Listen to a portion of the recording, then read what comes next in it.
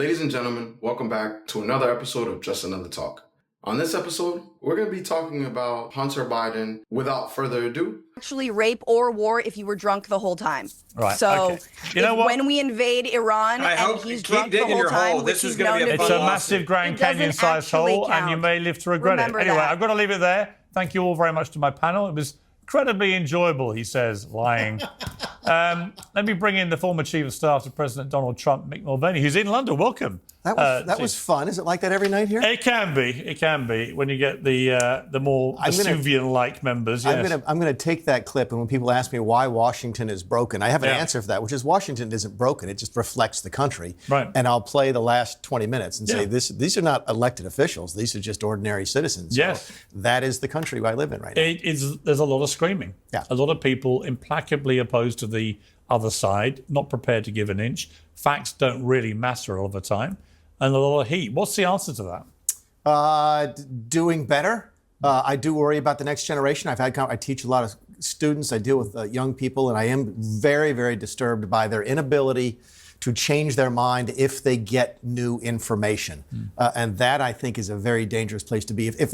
How are those, and I don't know any of those folks, by the way, that you just had on there, but how are they going to be, when they're the leaders of the country 10 and 15 and 20 years now, how are they going to solve Social Security in my country? How are they going to deal with the debt? How are they going to deal with Russia and China and Taiwan if they can't even have a conversation? That thought process of like, hey, I can't have a conversation with you because you agree with this, or you are this, or you like this, and that means that you must be X, Y, Z. I think that's permeated all parts of life, all parts of our American system. It's not just the political anymore. It's almost like this level of fandom where, like, no matter what your team does, you always have a way to either turn it, flip it, or change it, and you can never be held down to anything negative your side does, or even the other side, whichever side you're talking about, right? Because I'm talking about all sides, not just Trump, not just Biden. Let's go ahead and get into some of the details that I found out while researching the Hunter Biden pardon. I want to talk about multiple versions of pardons, right, that we've seen over time. So the first one you usually see, it's the person was convicted of a crime, then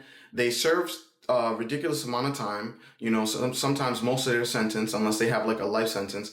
But usually the sentence they got was not indicative of what they did. So they got a life sentence for something like a nonviolent crime or drug possession. And so we've seen that happen in the past, especially during the Trump presidency, when he did pardon a lot of non-violent criminals for possession of marijuana.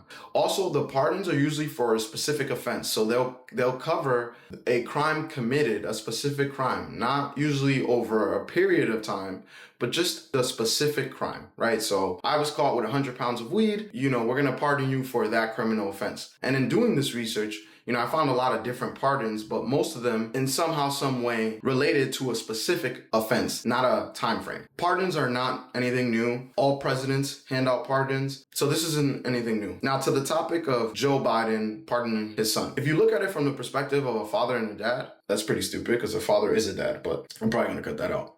But if you look at it from a father and a son, what father would not pardon his kid, especially when given the ability to pardon his kid? But if you look at Joe Biden's history, what he has left of his family, I guess you would say the last son left is Hunter. There is his daughter still, and he does have Jill. But if you look at that from a family perspective, like what father would not be like, fuck it, like let's just call it a day, and I'll pardon him. Let's keep way tighter reins on him so he can't get in any more trouble and move forward, right? So I understand it from that perspective. Now, what I found interesting were two things. The pardon is not only for the tax evasion and the gun charge. Part of Hunter's defense was like, hey, I was addicted to substances, that's why I didn't pay taxes, which as somebody who looks at both sides of the coin, I can understand that. I've known people who have substance abuse who have way less money. I can imagine how easy it is to get into substance abuse, and then it's really hard to get out. Not to mention that if we look at the situation with Hunter, his family has money, so he probably has an even easier time getting into it and that much harder time getting out of it. What I don't understand is the fact that the pardon goes all the way back to 2014. And now if we think about why 2014, is there even a reason to go that far back and not stay fairly specific like most pardons that have come before this pardon, where you pardon someone for specific crimes, I think the thought process, which is evident in the letter that Joe Biden wrote after the fact, but the thought process is Trump is going to come after anyone who had a part in going after him. Now, I know on multiple occasions Trump has said he's not, but I also have another angle, and this angle, I think Biden considered it. He had his feet held to the fire because he didn't want to let Trump get a W because of him. Will you pardon Hunter Biden?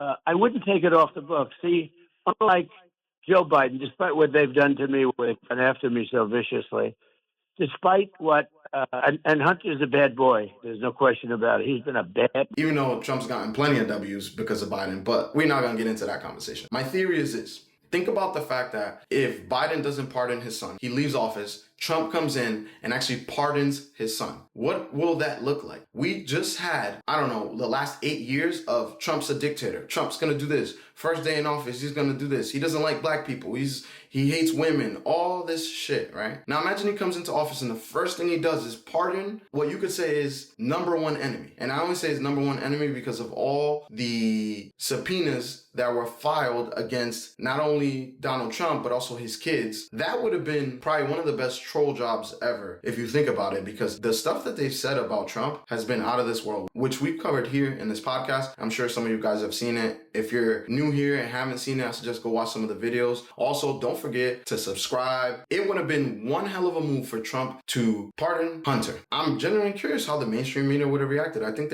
they probably would have went nuts, kind of like they always do anyways. Now, the other angle of this is also the fact that I think Joe Biden also stepped in it by pardoning his son, because in multiple occasions he said, I would not pardon my son. His staff has said he'd never pardon his son. And then all of a sudden, he pardons his son. But I think the fact that you say, I'm not going to do something, and then you just do it is interesting. Not to mention that in the letter that he wrote, he specifically says, which this is why I also think he stepped in it. I pardon my son because I believe that they came after him unjustly and unfairly, which if you think about it, hasn't that been what Donald Trump and most Republicans have been yelling about from the mountaintops for 8 years now? That the DOJ is coming after people the wrong way, that they're corrupt, basically. On your way out, one of your last moves is to pardon your child who actually committed crimes, legitimate crimes. Not only do you not say, hey, this is my kid, it's my last boy, I'm sorry, I know this is gonna piss some people off,